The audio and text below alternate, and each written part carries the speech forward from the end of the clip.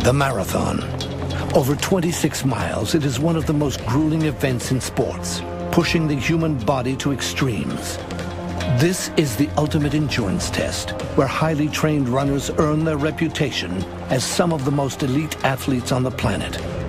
But are they? In the remote mountains of northern Mexico, a little-known tribe is redefining the limits of human endurance. They can run 435 miles, 16 times further than a marathon, in just over 2 days. How could this be possible? Experts are attempting to uncover the secrets to their superhuman ability. Is it unique, or do we all have it? Finding the answer could change the future of medical science.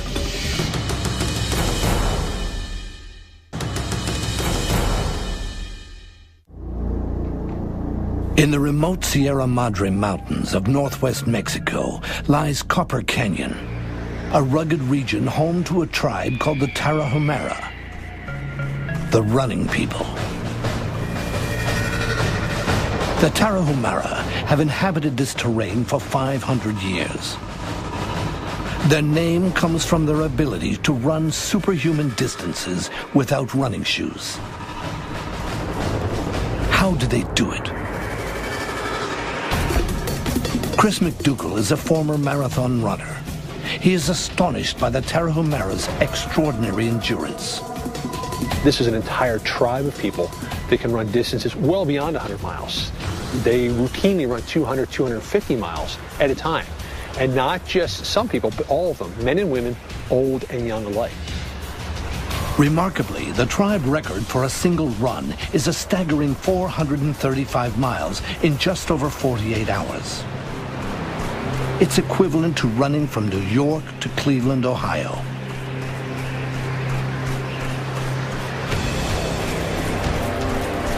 To run this distance over 16 times further than a marathon in one session defies belief. But even more remarkable is how they do it. Either barefoot or these thin homemade sandals made out of either deerskin, or whenever people like chuck old tires down in the canyons, they'll actually scamper out, salvage the tires, and cut them into sandals. With little or no protection, the Tarahumara's endurance surpasses even the best Olympic athletes. How? Sports nutritionist John Rinaldi thinks their remote environment plays an important role in their extraordinary ability. These individuals run as an integral part of their culture. They run for survival, they run for inter-village communication, and they run for sport. The Tarahumara live to run. They regularly compete in races of 200 or 300 miles through rugged mountainous terrain. Delivering mail, they can run up to 500 miles in a week. So you can imagine if you lived in a culture where running was the only means of athletic expression, and you had to run for survival as well, you actually get pretty good at running. So how do the Tarahumara run these superhuman distances? Could diet be the answer? During a 26-mile race, an average marathon runner will burn around 2,600 calories. To endure this distance, their bodies need to consume large amounts of carbohydrates, like those found in sports drinks. Carbohydrates are stored as glycogen in the muscles and are gradually converted to energy. But on a 435-mile run, it is estimated that the Tarahumara can burn up to a staggering 43,000 calories. Where do they get this energy? John McDougall studied the Tarahumara's diet. He was astonished at what he found. They drink like crazy, particularly at harvest time. During harvests and before races, the Tarahumara consume large amounts of corned beer called tesquino. Could this be the key to their extraordinary endurance? They actually may be increasing their hydration status and their glycogen status with this corn beer. It's very high in carbohydrate, and the alcohol content is low.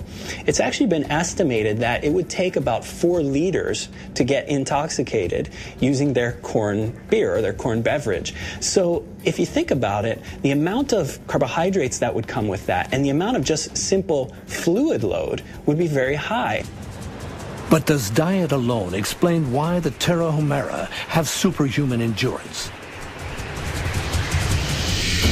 Dan Lieberman thinks there might be another answer. The Tarahumara's abilities to run really long distances really comes from our evolutionary history as hunters. We live in a world that's so different from the world for which we evolved that we have lost a lot of those abilities. Hundreds of thousands of years ago, early human hunters had to pursue their prey over long distances. They would literally chase animals until they died of heat exhaustion. It's called persistence hunting and is still practiced by the Tarahumara today. What you do is you run at a speed that makes an animal gallop. Most quadrupeds, the way they cool down is by panting. When an animal gallops, it can't pant, so it slowly heats up and heats up and heats up. Evolution has provided humans with many ways to endure long distances. Were we born to run? We have features all throughout our bodies, literally from our heads to our toes, that help us run long distances, both in terms of storing up and releasing mechanical energy, in terms of cooling, in terms of recruiting energy and storing energy. And what the Tarahumara have done is they've kind of kept those mechanisms, and they keep developing them as they grow up. Most of us have those abilities, it's just that we don't use them.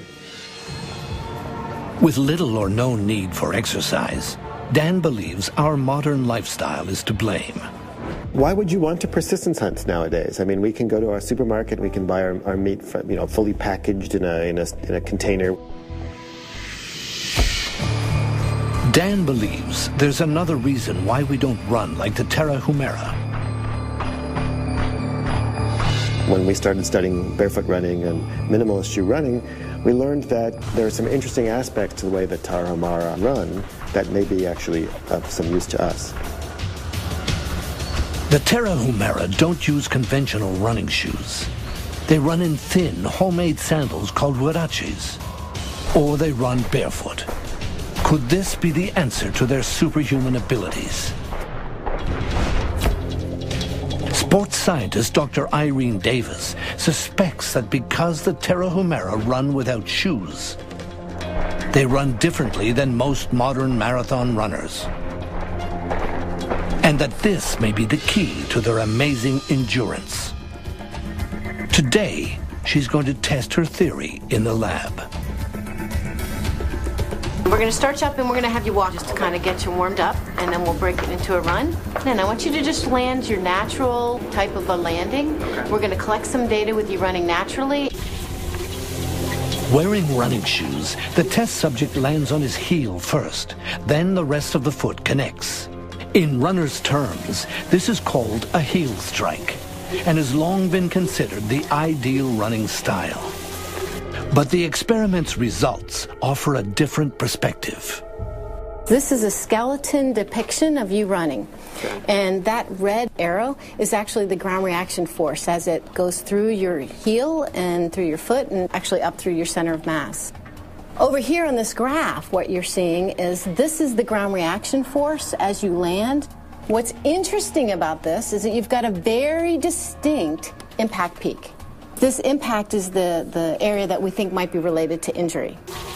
The test suggests that when we run in shoes, there is more impact on both our legs and feet, producing a greater chance of a running-related injury, and that the extra support running shoes provides could work against us. The shoes are over-supportive, then the muscles aren't working so hard, and if the muscles become weak, then you're going to have a greater tendency to get injured as well.